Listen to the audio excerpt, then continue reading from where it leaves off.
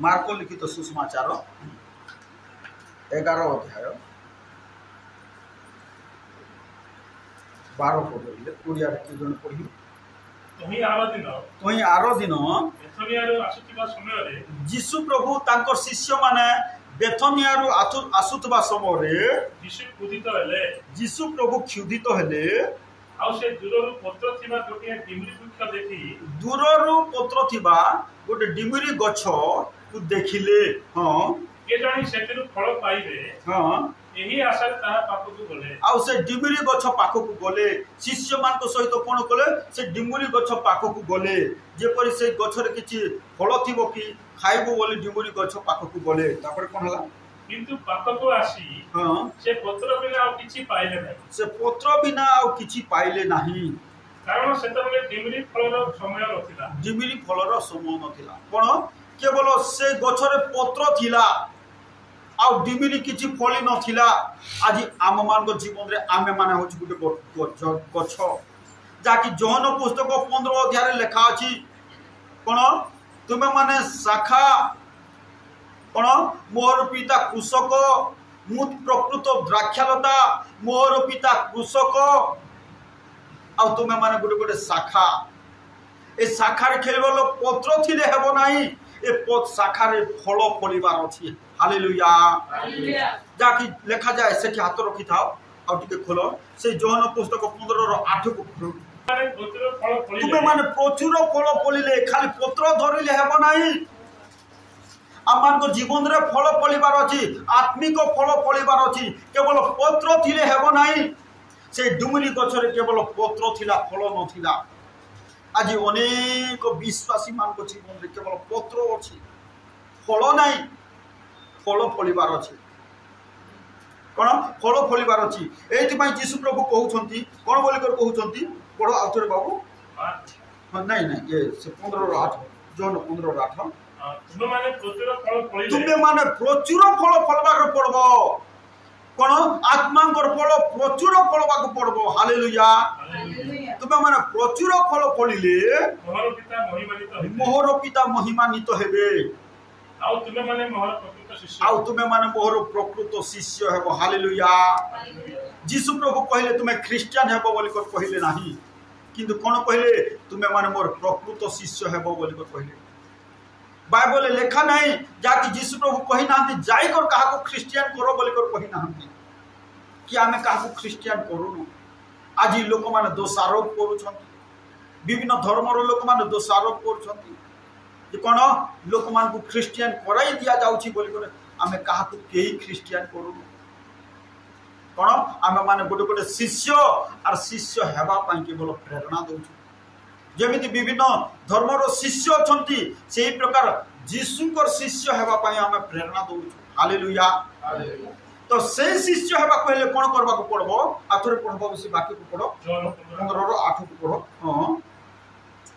आथरे पढो तुमे माने प्रचुर फल फलिले प्रचुर फल फलबा को पड़बो हालेलुया समझ कहबा मु प्रचुर फल फलिबी जे फल फलिबो कोन पिता ता जीवन रे महिमान्वित हेबे हालेलुया हालेलुया कोन बोले लेखा गला तुमे माने प्रचुर फल फलिले मोहर पिता महिमान्वित हेबे परमेश्वर बापा महिमान्वित हेबे गौरव प्रभु कर हेबो तुम जीवन रे प्रभु को गौरव करबा को चाहो ताले प्रचुर फल वाक्य रे लेखा अछि आत्मांकर फल विषय रे लेखा अछि एठी हाथ रखि दाओ आ टिके जीवा गालातिय पुस्तक 5 अध्याय निकट पास कोन आत्मांकर फल विषय रे लेखा अछि प्रचुर फल फलिबा को पड़िबो कोन आत्मांकर फल विषय लेखा अछि गालातिय 5 अध्याय 22 पद पढो आत्मा को फल पवित्र आत्मा को फल केवल पत्र रहिले हेबो नाही फल फलिबार अछि आत्मा को फल प्रेम प्रत्येक को जीवन रे प्रेम देखा जिबार अछि ख्रीष्ट को प्रति प्रेम पड़ोसी प्रति प्रेम परस्पर को प्रेम यह आमान को जीवन रे देखा जिबार अछि आत्मा को फल होछि प्रेम पवित्र आत्मा को फल प्रेम और एही प्रकार फल फलिबा को चाहुछंती प्रभु हालेलुया आत्मा को फल प्रेम आनंद शांति दीर्घ सहिष्णुता परोपकारिता भद्रता विश्वस्तता मृदुता और आत्मसंयम यह हूँ आत्मा फल ए आत्मा फल फलिबार अछि केवल पत्र थिले हेब नाही केवल पत्र थिले हेब ना प्रिय प्रभु को लोक माने आत्मा फल फलिबार अछि ताले पिता महिमान्वित हेबे एटा होछि गुटे गुटे फल जब हम फल खाउछु अंगूर कदली एप्पल खाउछु कोन एटा होछि कोन गछर फल आत्मा फल फलबार अछि हालेलुया से फल होछि कोन ए गालात्य पुस्तक 5 अध्याय 22-23 पदरे लेखा गला जे ए फल फलिब ता जीवन पिता परमेश्वर महिमान्वित हेबे ता जीवन परमेश्वर गौरव पाइबे हालेलुया तुम जीवन जे फल फलिब नाही ए पत्र थिले किछि लाभ कोने कोन से डिमिरी गछ फल नथिला कोन फल नथिला आज आम जीवन में फल हेबार अछि फल फलिब ताले तुम प्रकृत शिष्य हेब फेरी आस से जोहन पुस्तक 15 अध्याय 8 को आउथरे पढ़िबा कोन लेखा गला फल फलिले जाई की प्रकार फल ए कदली नहीं अंगूर नहीं की प्रकार फल आत्मा फल ए फल फलिले जाई परमेश्वर महिमान्वित हेबे परमेश्वर को गौरव हेबो तुम जीवन में परमेश्वर को गौरव हेबो हालेलुया कोन कोन लेखा गला तुमे माने प्रचुर फल फलिले कोन हेबो बोली लेखा छी मोहर पिता महिमान्वित परमेश्वर महिमा पाइबे परमेश्वर गौरव पाइबे जा जीवन रे फल नथिबो पत्र थिले ए ताको दरकार नहीं डिमिरी गछ को कोन बोले बोली लेखा छी साप देले बोली लेखा छी साप देले बोली लेखा छी तन पढ़वा ताबरे कोन तुमे माने प्रचुर फल फलिले फिर परमेश्वर महिमान्वित हेबे आर कोन हेबो बोली लेखा गला ताबरे तुमे माने मोर प्रकृत शिष्य तुमे माने मोर प्रकृत शिष्य हेबो बोली कहले हालेलुया हालेलुया क्रिश्चियन हेबो बोली कर कहले कि नहीं क्रिश्चियन हेबो बोली कर कहले नहीं तुमे माने मोर प्रकृत क्रिश्चियन हेबो बोली कर कहले नहीं क्या मैं काहा को क्रिश्चियन करूनु क्या मोर पाखरे कोन सी मशीन नहीं कोन आमे काहा को क्रिश्चियन बनाउ कोन तुमे माने शिष्य हेबो बोली कर कहले आज जहा कि देखू विभिन्न प्रकार कोन शिष्य गुडा को अछंती सेही प्रकार यीशु को शिष्य हेबो बोली कर कहले हालेलुया हालेलुया प्रभु ताहा कथा कहछन कोन प्रभु ताहा कथा कहछन प्रिय प्रभु को लोक माने जदि फल फलिब ताले पिता महिमान्वित हेबे आ तुमे प्रकृत शिष्य हेबो क्रिश्चियन हेबो नै शिष्य हेबो जीशुकर शिष्य हेबो जीशु जो स्वर्ग रे रहिचंती से स्वर्ग रे रहइबो जीशु जो आशीर्वाद रखि अछंती से आशीर्वाद पाइबो जीशु जो शांति रखि अछंती से शांति पाइबो कोन हेले प्रचुर फल फलिले हालेलुया तो ए डिमुरी गछ फल फलिला नाही केवल पत्र थिला कोन थिला बोले लेखा छी पत्र थिला फेरी आसो से मार्क पुस्तक 11 अध्याय 13 पद पढ़ी पढ़ी चला आउ से दूररु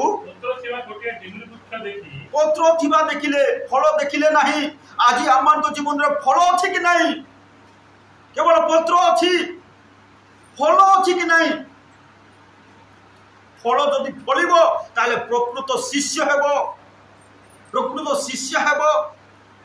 प्रभु ताहा आज कथा कहू कोन प्रभु ताहा कथा कहू फल देखिले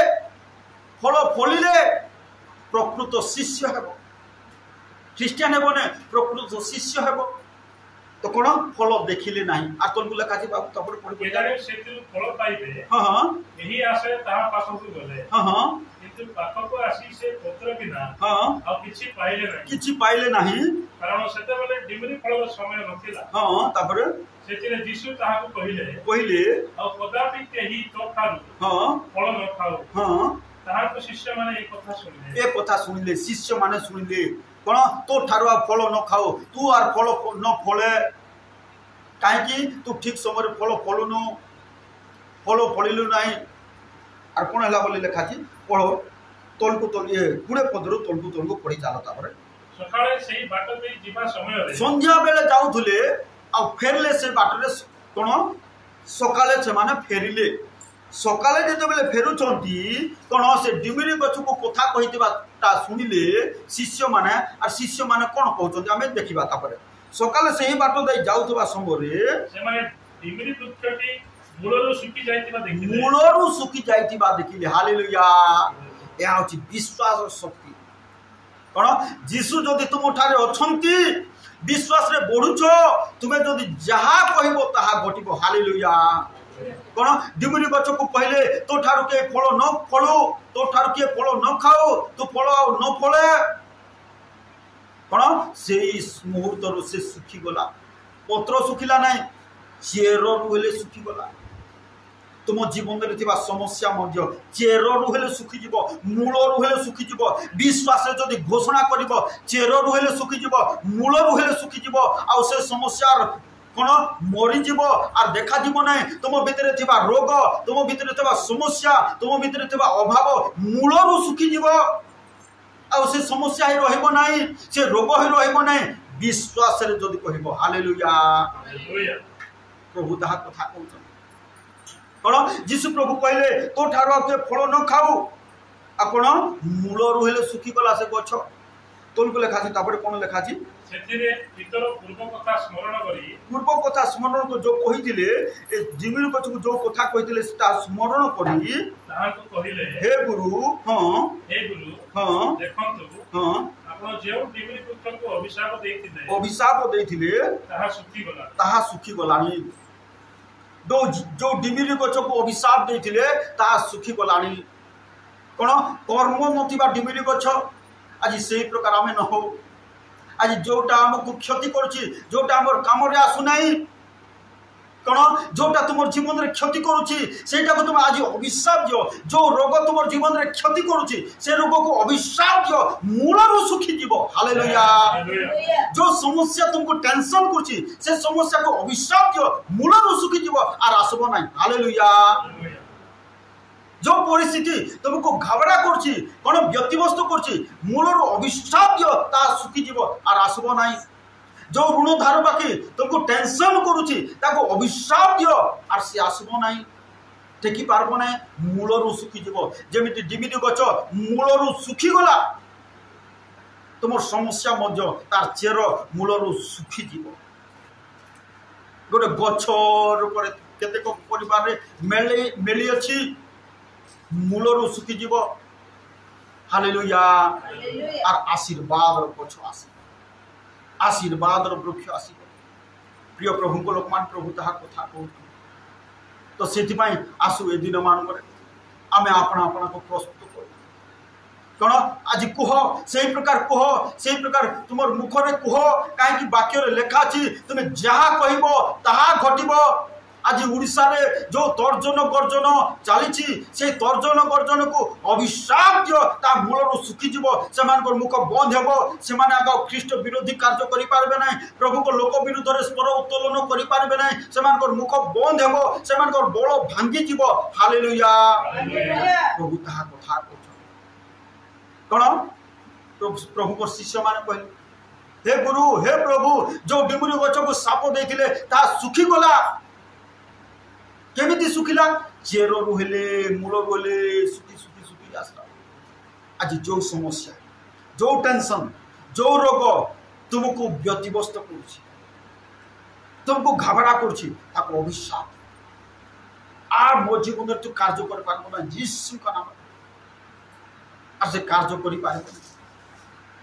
से रोग से समस्या से ऋण से धार बाकी व्यतिवस्त करथबा सकासु तुमे कोन शांति रे रहि पारुनो प्रभु ताहा कथा कहउछ कोन ताको साप दि आस्था कार्य करि पारिबो नै शांति रो आत्मा कार्य करिबे प्रभु को आत्मा कार्य करिबे हालेलुया तो प्रभु ताहा कथा कहउछ तो सेति पई आसु जाके हमें देखिबा को पाउछु से डिबिरी गछ फल फलिला नाही केवल पत्र थिला आज हमें सेही प्रकार डिबिरी गछ परि न आम जीवन रे फल हो आम जीवन रे फल हो ताले पिता महिमान्वित हेबे आर आम प्रकृत शिष्य शिष्या हो पार। हालेलुया। तो प्रभु को गौरव हो। प्रभु ये समस्त वाक्य द्वारा कथा आस आम चक्षु बंद करवा प्रार्थना करवा। जीवंत परमेश्वर राजा प्रभु तुमको आम धन्यवाद न दे रही न पारो। प्रभु तुम्हें गौरवनीय महिमानीय परमेश्वर राजा तुम्हें साहाय्य करो दया करो परमेश्वर राजा पिता प्रभु ये बेले प्रार्थना कर। ओ प्रभु आम जीवन में जो जहाँ विचलित करुँ जो रोग जो समस्या जीशु का नाम ताकि स्थापित कर उठी पार मूल सुखी जीवन समस्त प्रकार समस्या रोग विचलित कर रोग समस्या को आम जीशु का नाम अभिशाप दे मूल जीशु का नाम सुखी जीवन ओ मुस्कान कार्य कर समस्त प्रकार एलर्जी जीशु का नाम मूल सुखी जीवन प्रभु जो भाई भौणी मान शरीर में सुगर बीपी कार्य कर जीशु का नाम अभिशाप दूचे से सुगर मूल जीशु का नाम सुखी जीवन प्रभु तुम्हें दया कर साहाय्य कर प्रत्येक परिवार जब विश्वास बढ़े और विश्वास अधिकार को पाई पारे तुम्हें दया कर ओ प्रचुर फल फली पारे प्रकृत शिष्य शिष्या हो पारे तुम्हें दया कर। धन्यवाद प्रभु प्रत्येक जीवन में कार्य कर निश्चय आम प्रार्थना शुणिछ उत्तर देच साहाय्य अनुग्रह कर प्रभु धन्यवाद दे तुम प्रिय पुत्र नाजरथीय जीशु ख्रीष्ट नाम प्रार्थना करुँ।